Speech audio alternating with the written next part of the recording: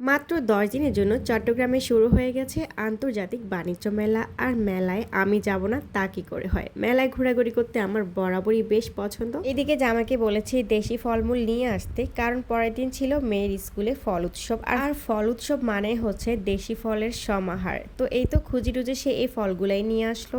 আসসালামু আলাইকুম, কেমন আছেন সবাই? আশা করছি ভালো আছেন। তো যাই হোক, জামাই বিকেলবেলা এই ফলগুলা নিয়ে আসলো।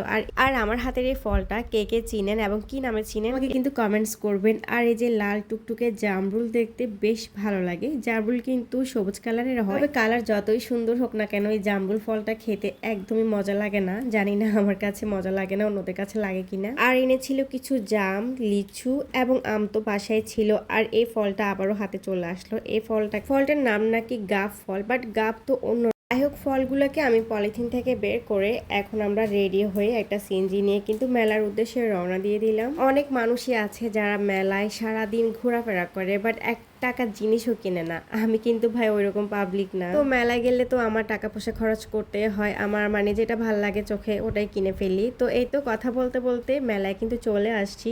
একদম মেলার মেন গেটে আমরা দাঁড়িয়ে আছি। চট্টগ্রামের কাজী দেওয়ারিতে এই মেলাটা হচ্ছে। আর এই মেলাটা কিন্তু 3 তারিখ পর্যন্ত থাকবে। 25শে মেতে শুরু হয়েছিল, 3 তারিখে সম্ভবত বন্ধ হয়ে যাবে। যাই হোক, মেলার শুরুতেই আমরা যে প্রথম দোকানটাতে ভিজিট করলাম, এখানে হচ্ছে সিরামিক্সের খুব সুন্দর সুন্দর কালেকশন ছিল। আর এগুলা মানে দেখলে তো চোখ জুড়িয়ে যায়।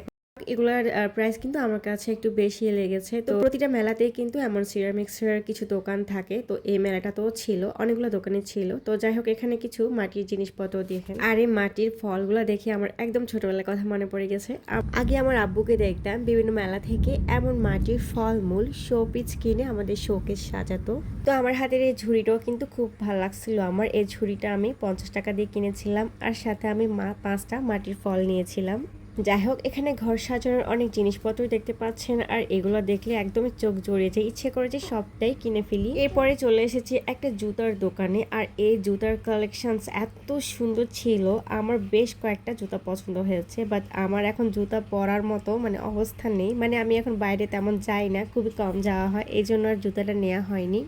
জুতার পাশে ছিল একটা ব্যাগের দোকান, আর ব্যাগের কালেকশনসও খুব ভালো ছিল। আর ব্যাগগুলো সম্ভবত 600 টাকা করে বিক্রি হচ্ছিল। প্রতিটা মেলায় তো চকলেটস, আচার, চিপসের ভরপুর একটা দোকান থাকে। তো সেরকম একটা দোকান আমি পাস করে চলে এসেছি। আর এই দোকানগুলোতে তেমনটা আমার যাওয়া হয় না। কোথাও গেলে আমার বাচ্চা দুটাকে আমার জামাই সামলায়, ছেলেটা তো কোলে থাকে। আর মেয়েটাও কিন্তু বাবার হাত ছাড়ে না। মেয়েটাকে আমি যতই চেষ্টা করি আমার কাছে রাখার জন্য, মেয়েটা ওর বাবার কাছে চলে যায়। এখন ছেলেকে কোলে নিয়ে হাঁটার পর জামাইকে দেখলাম যে বেশ হাঁপাই উঠছে। তো আমি ওর থেকে জোর করে এক পর্যায়ে ছেলেকে একটু কোলে নিয়ে কিছুক্ষণ রাখছি। এরপর আবার আমার থেকে ও নিয়ে নিছে।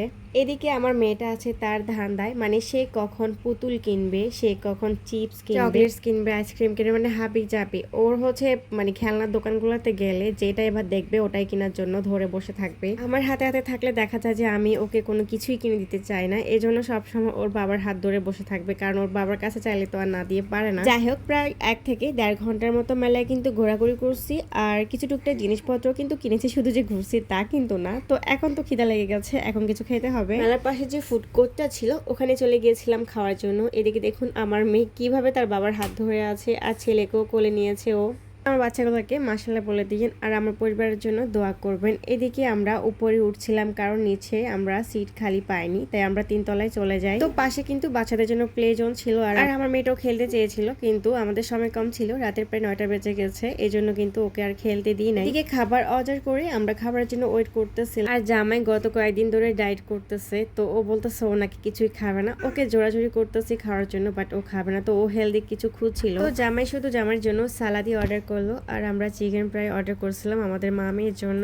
এদিকে টেনশন হচ্ছিল আমার ছোট বাবুটার জন্য, ও অনেকক্ষণ ধরে না খেয়ে আছে। আসলে এখন রেস্টুরেন্টে বা কোথাও ঘুরতে গেলে আমার মনটা কেমন যেন অস্থির অস্থির করে, কারণ জায়গায় তো আসলে ওভাবে ব্রেস্ট ফিডিং করানো যায় না। তো এদিকে আমাদের খাবার কিন্তু চলে আসছে, তবে এখানে খাবারের কোয়ালিটি আমার একদমই ভালো লাগেনি। এই যে তো খাবার দাবার শেষ করে বাসায় চলে এসেছি। আর এই যে দেখুন আমার শপিং, আমি কিন্তু হাত ভর্তি শপিং করে চলে এসেছি মেলা থেকে। তো বাসায় এসে ওই যে মাথায় টেনশন, মেয়ের স্কুলে পরের দিন সকালে ফল উৎসব, তো ওর ফলগুলাই সাজাতে বসে গেলাম। আর ক্যামেরাটাও একটু অন করলাম। এই যে প্রথমে 2টো কলা দিয়েছি, আর দিয়েছি গাব, এরপর দিয়ে দিলাম লিচু। এই ঝুড়িটা দেখতে পাচ্ছেন, এটা কিন্তু আমি মেলা থেকে কিনে। আমি চেয়েছিলাম গায়ে হলুদের যে ডালাগুলো আছে ওরকম একটা বড় ডালাতে সুন্দর করে সাজিয়ে ফ্রুটস গুলা দেওয়ার, বাট আমার আর কেনা হয়নি ওটা, কারণ মেলায় ঘুরতে অনেকটা টাইম চলে গিয়েছে। দেখতে ভিডিও শেষ পর্যায়ে চলে এসেছি। পুরো ভিডিওটি কেমন লেগেছে অবশ্যই জানাবেন। সবাই ভালো থাকবেন, সুস্থ থাকবেন। আজকের মতো বিদায়, আল্লাহ হাফেজ।